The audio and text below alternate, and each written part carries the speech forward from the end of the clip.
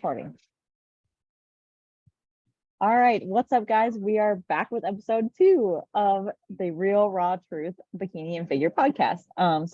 This one, we kind of thought it would be fun to talk about things we wish we could tell our younger selves when we first started competing, based on what we know now. Because all three of us have been competing now for, I'm on 8. I think Sammy, you're on 7 or 8 too, and Jane, 7. same, 7. Yeah, so we're all like pretty well versed in competing and taking time off as needed.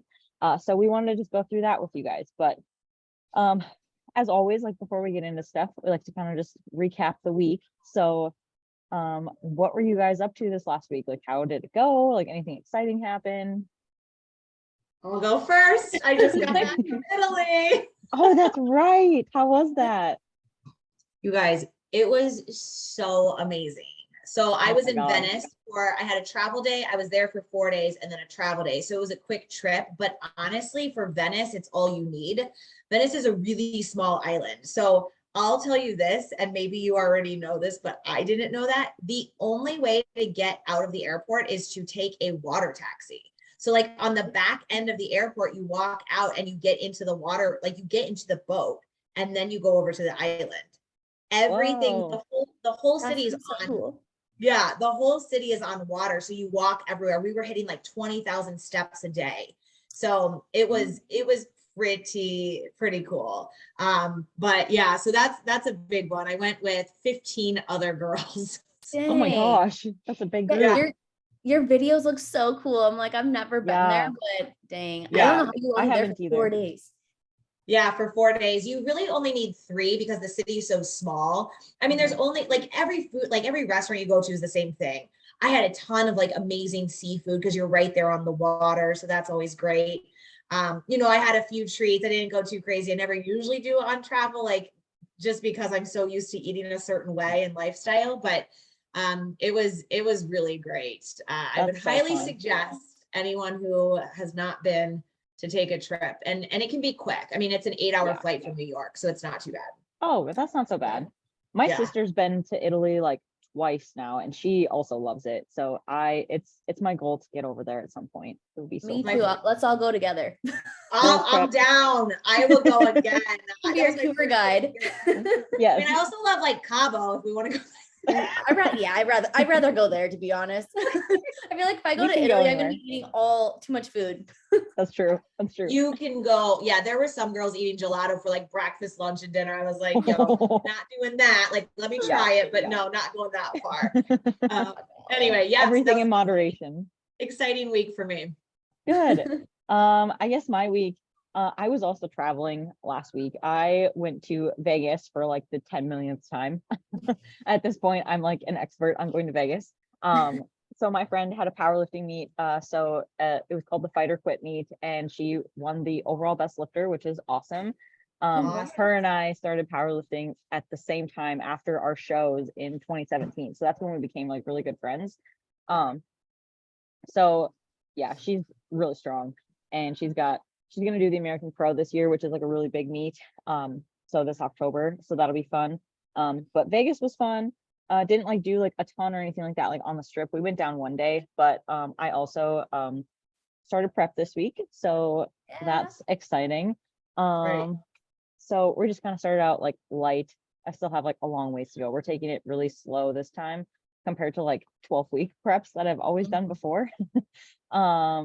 The slower preps are way better. Calories at? What's that? What are your starting calories at?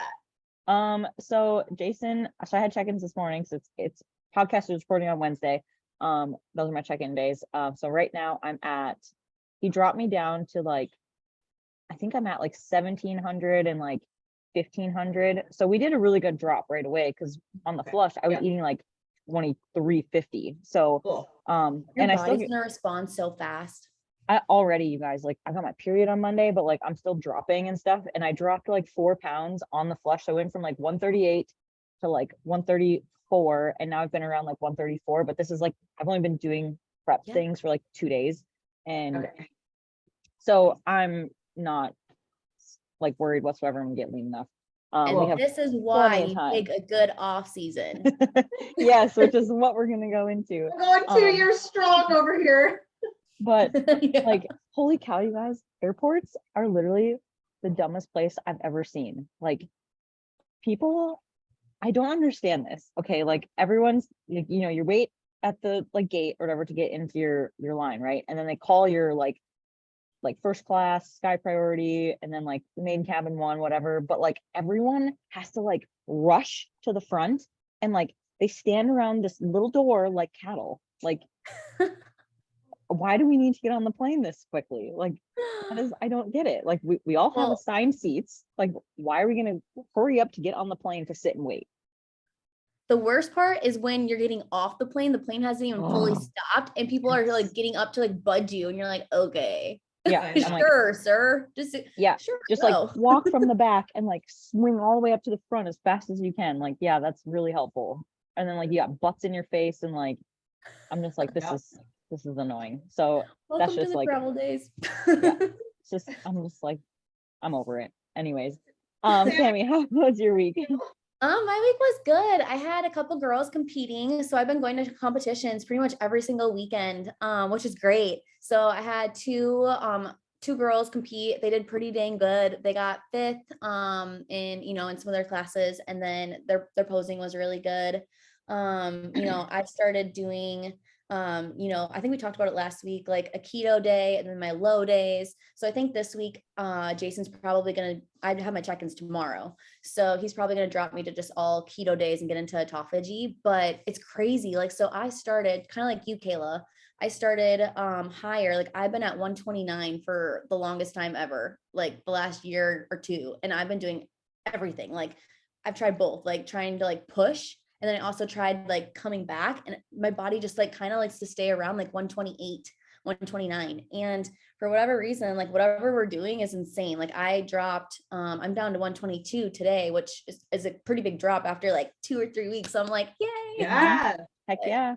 I'm like, awesome. Oh my gosh. Like I told Jason, I'm like, I want to be 115. And he's like, why are you so set on a weight? I'm like, I'm not really set on a weight, but it's in my head. Like 115 sounds good. He's like, we're going to be in 115 in like no time. I'm like, really? Like I didn't believe him at all. I thought it was going to take like months. So yeah. I will second Jason and be like, don't be set on a number, because at first during this off season, I was set on like, okay, like we're going to stay around like 125 this off season, because that's going to be like relatively lean. And I like blew past that right away. And I was the just thing like, okay. is that I know we say like a number, and as much as like we're just women, we're so, well, men do too, focus on a number, but at the same time, like I really don't care about the number as much as how I look and how I feel. Like I have like a certain look I want to do, and like the thing is, it's crazy when we put on more muscle and have more muscle maturity, like we look completely different. So really a number is just a number. Yep, exactly. So speaking of all of that, you know, talking about numbers and like being all in our head about all that, that can kind of like carry us into our topic for today for you guys. So we wanted to just kind of go over things like we would tell our younger selves, because we know that this is going to hit a lot of like newer competitors, people that are thinking about getting into bodybuilding, you know, stuff like that. And we want to prepare you guys for what comes up, and to just like focus on the important things and not these little minute things that really are not going to matter in the future. So I guess like one thing that I wrote down that we could start talking about is like just like dumb things we first started doing when we were training. You know, like I remember when I first started training, like I just did your basic like superset of like four sets of like 10 to 12, and then like I just like would work up my way on that, and like that's all I did. And then I did like one split per day, so I was training like 6 days a week, and I did like back one day, and then I did chest, and then I did shoulders, and then I did legs, and then I did arms. Girl, so I don't know if you guys did that. No, I think I have you beat. When I started training, all I did was group class. Like I literally did not know any other way. Yeah. I was afraid of the gym. Like I had a trainer when I was young. And you know, I think when I was like right out of college and I moved to Chicago, I had a trainer, and like I learned a little bit about the gym, but not enough, right? Like I just relied on this guy to like tell me what to do. And then, you know, what else? Treadmill, was always on the treadmill. Cardio bunny. Yep. I did a marathon in here at one point. So right before I started competing, that summer prior, I had done a marathon, and I was planning to do another one, which is crazy because I mean, more power to anyone who can run marathons. It's just not for me.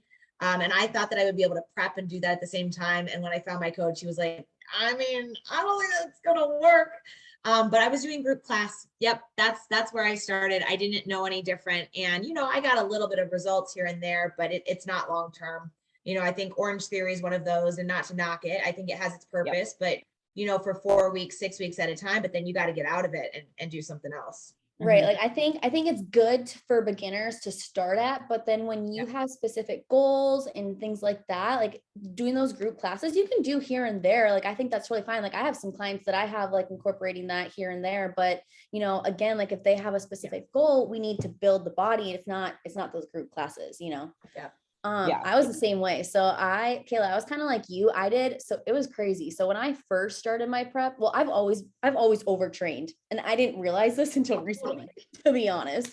And so I literally thought like no days off. So I had that no days off mentality. I trained like 2 to 3, sometimes 4 times a day, you guys. Like it was crazy. Like I was trying to like out train, and I didn't even think I had a bad diet. I was gluten-free, dairy-free. But like, obviously, like I was in college, I drank on the weekends, I would eat things here and there. Like I didn't have portion control. So like, I just had no intent training. I would just see things on Instagram. I would start copying like what other Instagram influencers were doing. And I'm like, oh, this looks good for my glutes.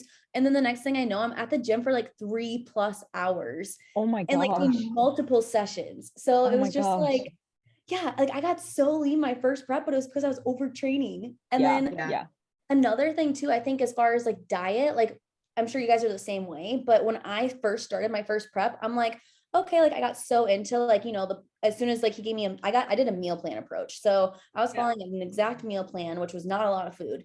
And so I'm like, okay, what can I do to like make my meals better? I use sugar-free everything, like everything, like Sammy, maybe now we know what's going on with your gut. that could be why my gut issues formed for sure. So I'm like, oh my God, I use so many sugar-free things. But the thing is like same with your clients. I'm sure you have like a lot of new beginners who are doing the same thing. So that's such a big, important piece, is making sure that you tell your coach like what you're doing. And if you are doing macros, making sure that you're still tracking, even though it's sugar-free, low calorie, all that stuff, tracking it so us coaches know. Yeah. So something you said, really hits home, and it's, obviously for us, but for anyone listening as well, intent dictates results. So if you are doing group classes, but you're not trying to get on stage, like, okay, that's okay. It's not the end of the world. Or if home workouts are your only option, listen, like I would rather you be doing some movement than no movement, but you might not be jacked. You might not have massive shoulder caps and rounded glutes, right? Like at some point, we're going to have to add some resistance training in there.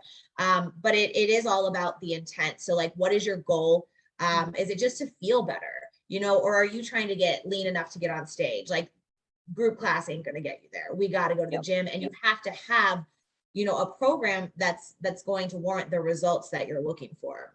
Yeah. And obviously, I think oh, sorry. I think too, like getting into the gym, like I know it's like intimidating for a lot of women, especially because like they're like, I don't want to look dumb, like I don't know what I'm doing. And so I think like if you're just starting to train, like one, don't even think about a bodybuilding show, because you should do bodybuilding because you love to train. And don't train for a bodybuilding show. Train because you like to train.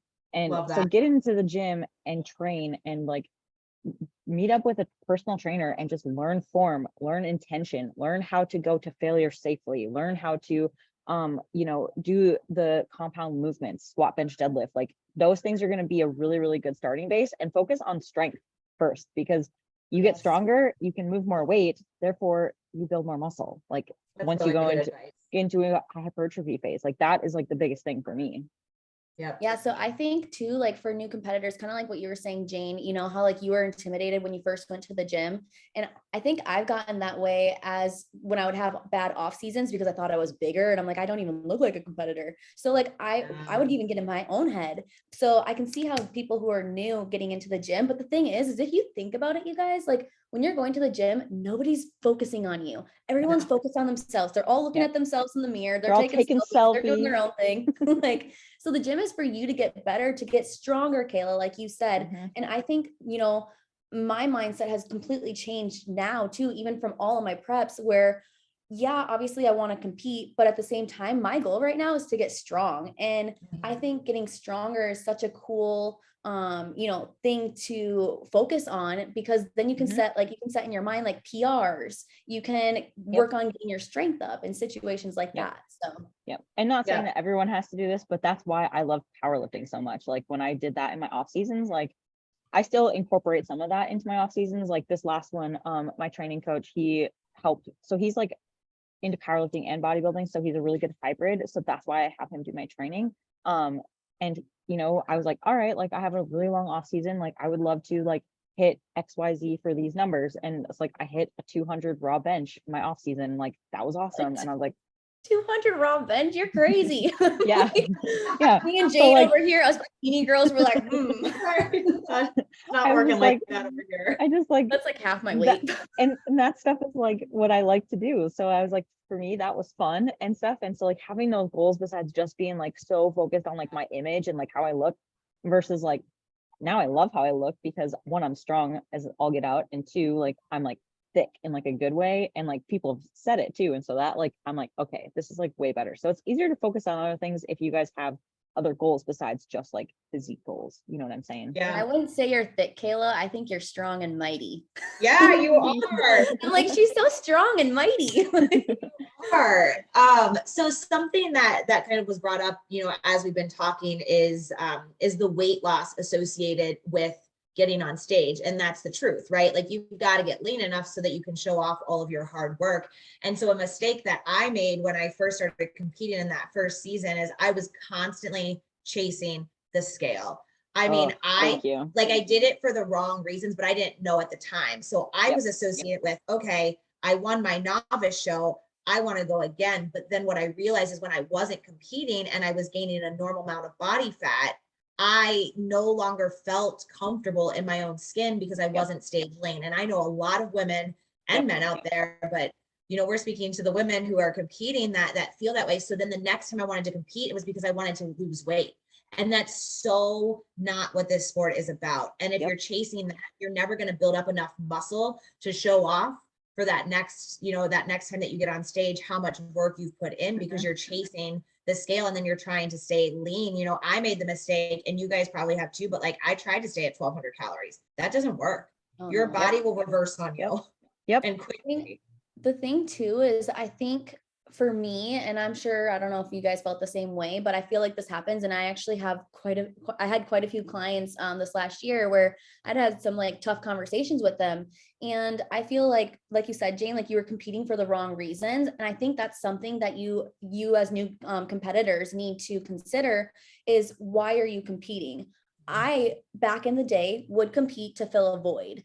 I was filling this void of, I had like food issues. I could never stay disciplined on eating my food. So I was like, oh my God, the only time I'm ever disciplined is when I actually follow a meal plan 100% and I prep.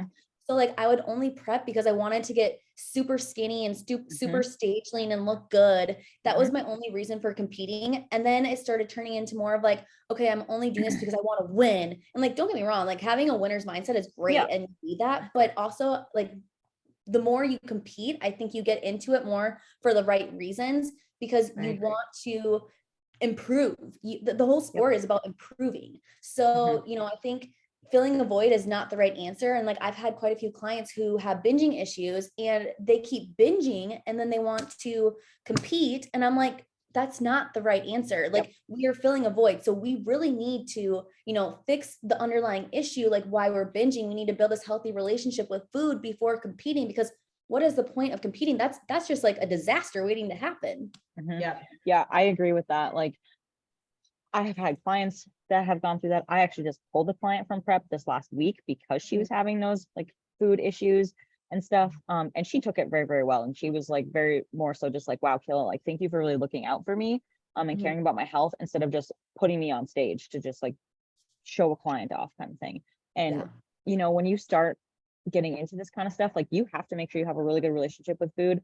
I think all competitors, like just starting out, kind of go through like it's hard to explain it because you have to like feel it in order to understand it, of like, you can prepare as much for prep as you want to. You can know like it's going to be hard, it's going to be tough, but like you have to have that good relationship with food, because otherwise like you are going to have like issues. Like I did, binge ate after shows too. Like during preps, like my like second prep I ever did on the weekends, I would have like cheat weekends, not like I would a do the same meal, thing. like a weekend of like cookies, ice cream, and I ended up winning that show. And I was like, how in the did I do that? Like, I don't know. Genetics. But yeah, something. Right. And so I like started to realize that, and I like caught myself, and I was like, all right, like this is not good. This is not healthy. And so like I pulled myself out of that. So that was definitely And like it's a something mistake that hard I made because too. I feel like if people who have, eating disorders or binging or anything like that, like I know from experience, I don't necessarily know if I had like an issue. Like it started on prep, but it's you're restricting yourself. So if you already have an issue and then you're going on prep, that's only going to make your issues worse. So Mhm. so being smart and not just trying to fill a void, like ask yourself, why are you competing? And honestly, like I started incorporating that into my consult questions. Like when I Yep. take on new clients, if they want to compete, I'm like, okay, why do you want to compete? What's your purpose? What's your reasoning? And I try to like make sure that we're on the same page Yep. with that. Yeah. I've tried to like with that, I'll ask the same question, because like I've had people come to me that are like, it's a bucket list item and stuff like that. And I'm like, nope. Nope. No, it I'm can't like, be. this is not just like something for fun to do. This is not like how you said earlier about like just losing weight, like how you guys were talking about that. Like this is like so much more. And like also like, I don't know if you guys are this way too, but me as like a competitor, like I'm like that's kind of like disrespectful in a way, like because like I put like everything into this, and like I put everything that I want. And like when I first started out, was not my intent to be like, I'm gonna go pro by any means, and that shouldn't be yours either. But just want to do it for fun and challenge myself and try it out. And like that's fine. But if you're just like, I'm just gonna do one and done, like cool, Well, go and to like a vacation or something like that I was gonna instead. say you don't have to do that. Like if that's your goal, it's just a bucket list to check it off. Like you don't need to get on stage Yeah. to do that. Like let's set up a photo shoot. Like let's get Yes. let's get you into really great shape, heal everything from the inside out, right? Like total body, and get yourself into really good shape. Do a photo shoot, go on vacation, like but you don't have to compete, because when it's that bucket list, you've really got to dig deep as to why is that a bucket list item. And for the most part, what I have found is because people want to look stage lane. Yep. And the thing with, and we all know that, but to everyone else who's just getting started or thinking about competing. And by the way, I think competing is amazing. It has taught me discipline. Yes. It has taught me focus. It has taught me how to push through, because trust me, there's some crying moments involved when you're getting down and dirty into the Lots poverty of crying. macros. But I think that there's other ways to go about it. You don't have to compete to get that look that you see all over social media. And it's a facade, because Yep. all of the top competitors also have off seasons. Yep. I gained And I 30 think- pounds. Yeah. Me too. Yep. And it's normal. Like this is my normal body. Like And I prep think is that's not normal. I think that's great that you mentioned that, Kayla, because there is also this like stigma of like, I gained 30 pounds in my off season. Some people will gain 30 pounds in their off season. Is it everyone? No. No. But I used to think, oh, I'm just going to be 10 pounds above stage weight. Yes. How? Like, what is that? Where does Especially- that come from? Especially for Yeah. someone like you, Jane, like you needed to put on muscle. So it's like, Yes. I get it's hard, but you look completely different with muscle. Muscle weighs Yes. no fat. Yeah, muscle weighs more than fat. So it's just Yeah. like, it's a hard thing to concept, but it's all relative. Weight is all relative. So like you said, somebody could be 30 plus pounds. I got 30 plus pounds in my off season as well, Kayla. And some people are like, no way. And I'm like, yeah, really, Yeah. like, Yeah. but it doesn't even Yeah. matter. It's what you're eating. It's how you're doing your reverse, and it's how you're taking your off season. So if you're being clean and you're gaining the right appropriate weight, then that's the right way to do it. Now, if you're binging and you're having like a bunch of like a jar of almond butter and like going out to eat all the time, like, no, that's not a healthy way to be gaining the 30 pounds. No. Exactly. So like when you guys first started, with bodybuilding and fitness, like I remember like I first started following like Dana Lynn Bailey. Like she was the first bodybuilder I followed. Like she was like the big thing, because she was like the first ever women's physique Olympia champion and stuff. And like, that's how I kind of started getting into it. But like, now I look back at that, I'm like, wow, like I had such like weird thoughts about like what like bodybuilding was. And so like, what did you guys, what was your first like thoughts about bodybuilding? Like, who did you follow? Stuff like that. Oh gosh. So Go ahead. I followed like Janet Laylug. I followed Jen Dory, and I still love both of them. Especially Jen Dory. I know her personally. She's on Fit Body Fusion, and then I also just saw her like a couple weeks or last weekend, I guess. But yeah, so I followed her, and I don't know. I thought it was, just going up on stage in a swimsuit. I'm like, okay, this is cool. I didn't realize how much work competing is, and whether it's being consistent, it's being disciplined, but then also the posing. The posing is my, like, biggest, it still is like, it's always a work in progress. And I feel like people and myself, like, I didn't realize how much money, how much time, and how much, effort you had to put into competing. So all those things around, like, especially the money part too. Like, I just thought it was like, oh, this is gonna be fun. You don't realize how expensive the sport is. And This is literally, it's literally like a part-time job that you pay for. Absolutely. And I can't remember who all I followed in the beginning. I was so lost. Like, so how I started was a friend of mine. Like, I've always been involved in fitness somehow. Like, I taught bar method back in the day. Like, I've always been involved some way, somehow since I was young. I played sports, whatever. And I think, like, last week I said this, but my brother's good friend was like, oh my gosh, you should do a bodybuilding show. And I was like, I don't think that's for me. Like, teeny tiny bikini sounds terrifying. And so, like, all I thought about was like, okay, I've worked out my entire life. Like, I just need to lose some weight. I get on stage, but like, I didn't know enough about it. And so I agree, Sammy, with the posing. Like, I did have a coach and I practiced, but like, I didn't realize how hard the posing was and how awkward I was at first. Like, I look back to those first posing days. I thought I looked like, bikinis girls do this weird arm thing. And I'm like, oh no, down to the side, but like, everyone wants to go out like to the side, and you're like, no, that's what you think you're doing is not how you look right now. It's so I literally funny looking back. Yes, like, okay. When I started, like, I knew nothing about bodybuilding because mine was like the same thing. Like, my like old like personal trainer, he like trained me in the summertime sometimes, like in between high school and college. And he was like, I was talking about like, oh, I kind of want to like lose weight and like eat healthier kind of things. I gained like freshman 15, and I had always been involved in sports too. And he's like, well, why don't you just do like a figure show, Kayla? Like, you can do it. Like, you're a gymnast, like you have muscle. And like, I did, but I was still like kind of chunky, like that chunky athlete kind of thing. And because I was like, well, I can eat whatever I want. And no, that's not how it goes. So like, that's how I got into it. And like, I didn't even follow like a meal plan. I don't think I even took check-in pictures. Like, I knew like nothing. And like, I just was winging it. And so that was my biggest mistake there. But like you said about the posing too, like my first posing session, I went like traps, like just traps up, and it was horrible. And then like, I look at my like stage photos from my very first show, and like, obviously, one, I wasn't lean enough. And two, I was like, oh, my posing is just atrocious. And it just like, that can literally make or break you guys. And so I did one posing session, like with like a group posing thing one time. And that was like my only posing I did during like that whole first prep. I was over posing. I was going to Anytime Fitness. So how I got into it is I saw a girl at the gym and she looked so good. I'm like, and she just seemed so confident and all this stuff. So I'm like, what is she doing? So then I ended up working with her coach, and I didn't want to compete. You guys, I was stage fright. Like, I hated speaking in front of people. I don't even know how I'm doing this, but so it's just like, and just going on stage in a bikini and pretty much nothing. Like, there was no chance I was ever going to do that.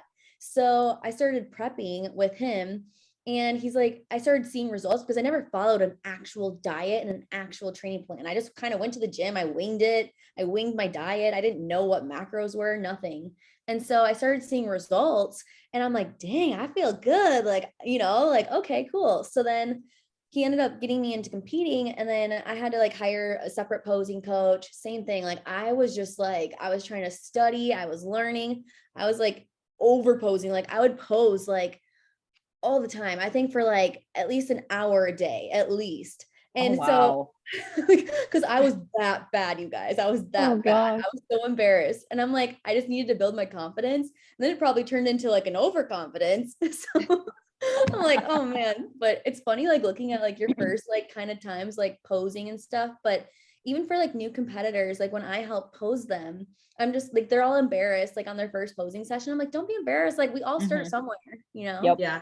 Yep. You know what? That's a good point because when you're looking for a posing coach, which everyone should have a posing coach. If your Yes. coach does not help with posing, of course. Yeah, right. I Yeah. think it can be a little scary because whether you're virtual or in person, like you feel like you should be a certain way. But as somebody who's helped other bikini competitors pose before, I would never look at somebody like that. Like I'm there to help you. Sammy, I know you do a lot of posing with bikini competitors, and Kayla, you've had posing coaches, and like it's never about that. Like we're Mhm. all about helping.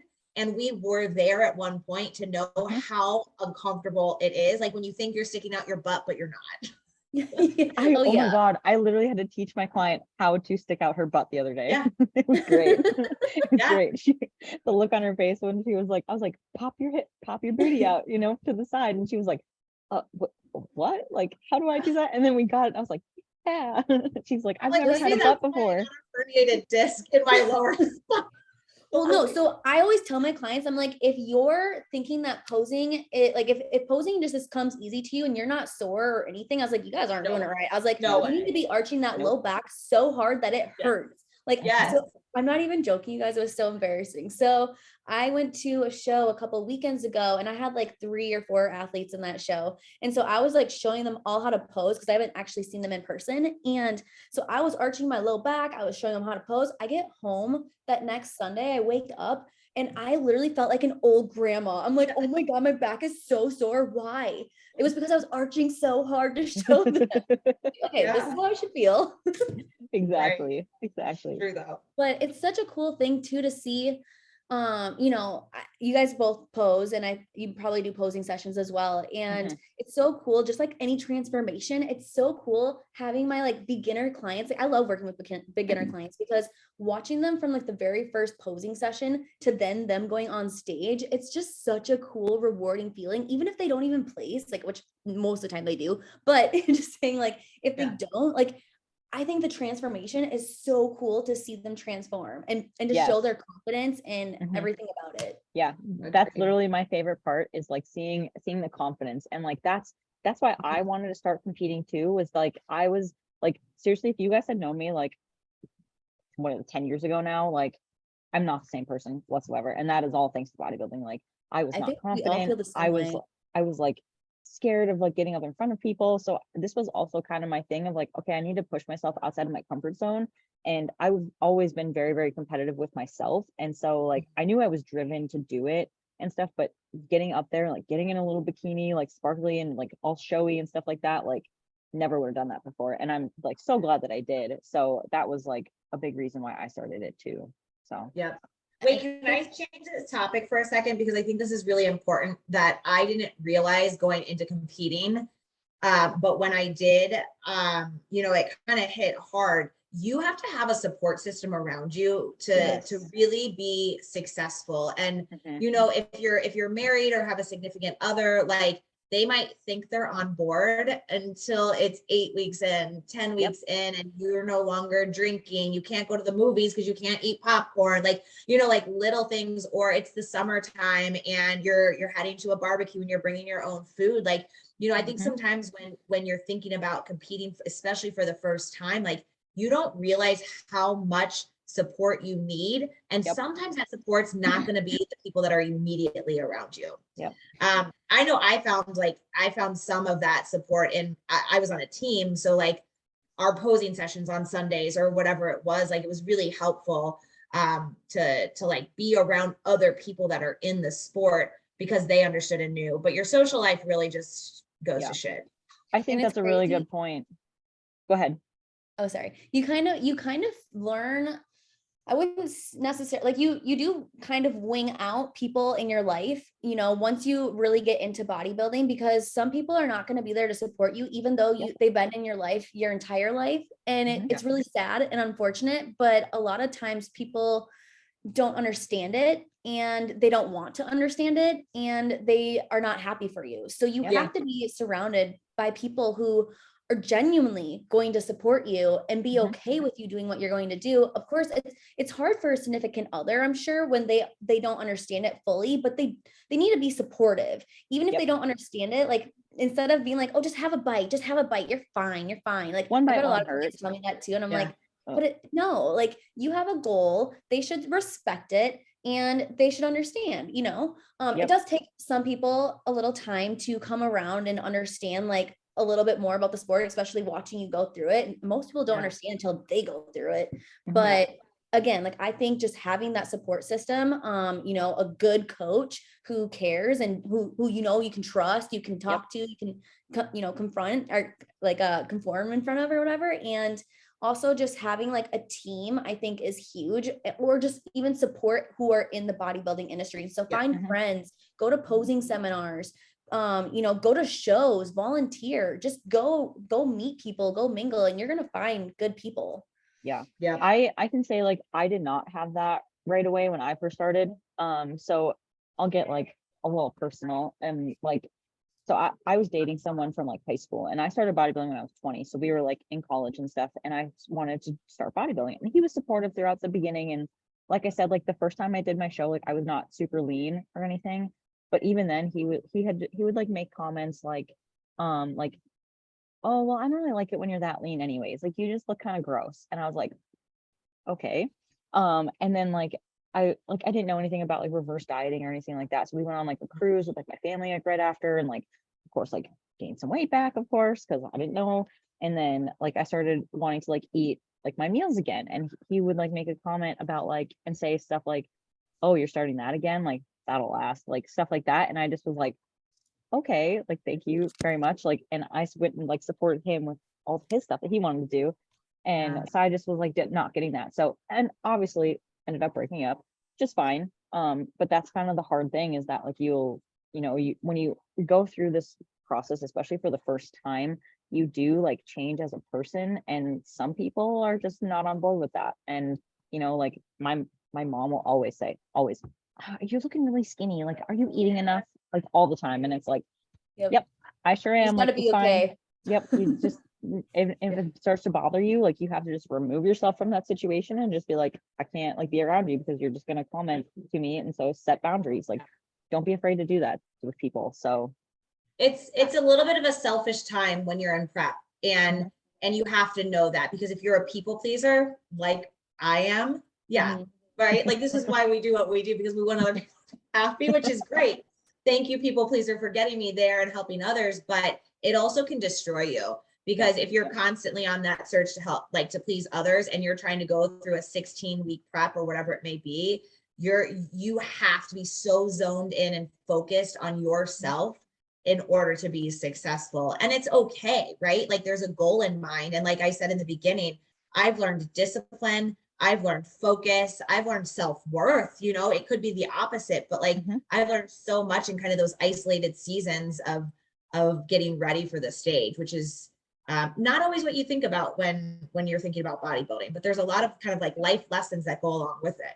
Yep. Honestly, I like how you said that too, Jane. You know, like the isolations, basically kind of just like finding yourself, right? I feel like Mhm. bodybuilding all gave us a purpose. And I truly found myself. And that's why, you know, I'm here, I'm a coach, and I Yep. truly love what I do. And I feel like going through those isolation times, and to be honest, I wasn't part of a team until 2020 when I started with Fit Same. Body Fusion. So all before that, I was solo. I was Yep. like a lone wolf and I didn't care. I was like, but to be honest, I think honestly that kind of like helped me become who I am just because I didn't have that support. I didn't have, you know, it was just me and my Mhm. coach and, you know, a couple of friends that I had throughout bodybuilding, but it was, I had so much alone time that like I think I really dove in and dug deep and like learned Yeah. who I am, you know, found self-discipline, found self-worth, which is like the best thing that you could ever find. You know, sometimes it takes people all their life and some people don't even find their own self-worth, which is Yep. so True. sad.